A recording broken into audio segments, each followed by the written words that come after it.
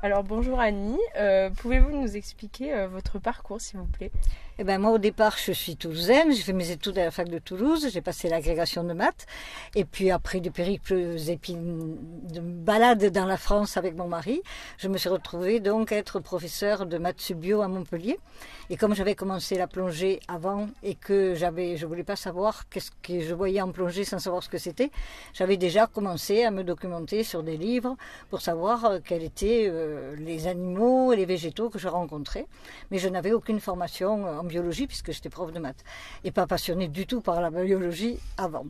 Et puis le milieu marin m'a tellement fascinée que grâce à la fédération de plongée, j'ai pu faire des stages de formation où j'ai eu un petit peu plus de construction de mes connaissances qui étaient de briques et de broc, qui sont toujours de briques et de broc, mais ça m'a permis de construire un petit peu mieux mes connaissances et de les approfondir.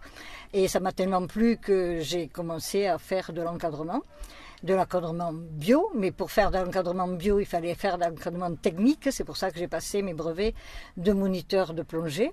Et je suis devenue petit à petit instructeur national en biologie sous-marine, tout en étant professeur de maths en maths sub bio, mais ça s'appelait avant, maths sub C, où je pouvais travailler tout le temps avec mes collègues professeurs de biologie, qui étaient des professeurs de haut niveau, avec qui je me suis éclatée, en allant sur le terrain avec des étudiants, et puis aussi par moi-même avec la plongée.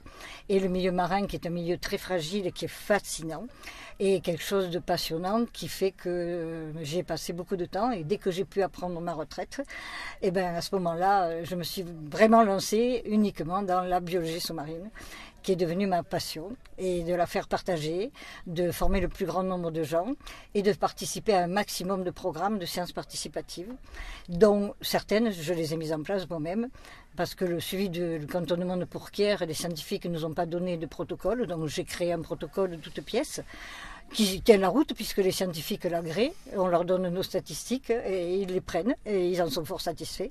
On fait aussi des comptages d'hippocampes.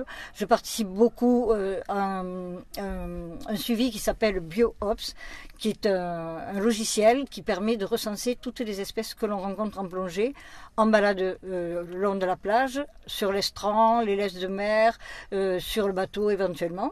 Donc on rentre tout ça, ça part au Muséum d'histoire naturelle, avec qui on est en partenariat, et ça participe à l'inventaire national du patrimoine naturel. On fait aussi des programmes sur les espèces non indigènes, dont certaines peuvent devenir des espèces EEE, espèces exotiques envahissantes. Donc on les surveille avec toute une gamme de plongeurs. Et on travaille aussi avec le CPIE Bassin de Thau. Et ce CPIE Bassin de Thau a créé un programme qui s'appelle les Sentinelles de la mer Occitanie. Et là, nous participons à fond avec la Fédération française des sports sous-marins et les Amis de BioOps à ce programme-là qui fait l'inventaire tout le long de la côte, que ce soit de la Catalogne jusqu'en Camargue, qui fait l'inventaire de toutes les espèces qu'on rencontre avec des statistiques sur les espèces qui arrivent, celles qui disparaissent, celles qui prolifèrent moins, parce qu'il y a des milliers de plongeurs qui donnent des milliers de relevés et ça permet d'avoir des milliers de statistiques. Et ça, c'est important parce que les scientifiques, s'ils ont que peu de relevés, ils ne peuvent pas faire des statistiques viables, vous le savez. Ouais.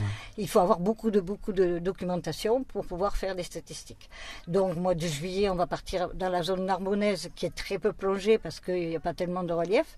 Et là, on va faire des plongées sur le sable, des plongées sur des cailloux plantés dans le sable, des épaves plantées dans le sable, pour voir qu'est-ce qui va favoriser l'implantation et la variété de la biomarine. Voilà, c'est un écosystème très fragile qu'il faut surveiller et qui est passionnant. D'accord.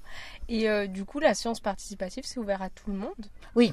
C'est ouvert à tout le monde, c'est ça qu'il y a de génial, c'est que tout le monde peut y prendre son plaisir. Les gens qui aiment les oiseaux, ils vont pour les oiseaux, ceux qui aiment les tortues vont chez les tortues, ceux qui aiment plonger, ben, ils viennent chez nous, et tout le monde peut s'y mettre. Alors, par exemple, l'hippoto. Les gens qui n'ont pas de formation, qui ne savent pas reconnaître un hippocampe, d'un cygnate, d'autres choses, on leur fait une formation sur le tas. Avant de partir, on leur montre des images, on leur explique la différence, et on met toujours en binôme quelqu'un qui connaît, quelqu'un qui ne connaît pas. Ce qui fait que la masse de plongeurs qui connaît le système, et ça fait déjà 3 ans qu'on le fait fonctionner, et les gens qui connaissent le système sont de plus en plus nombreux, et quand on fait une sortie, on est de plus en plus efficace. Donc c'est ça l'intérêt, c'est que quand on n'y connaît rien, si on suit une petite formation, eh ben on commence à devenir performant. D'accord. Bon. Merci beaucoup pour vos explications.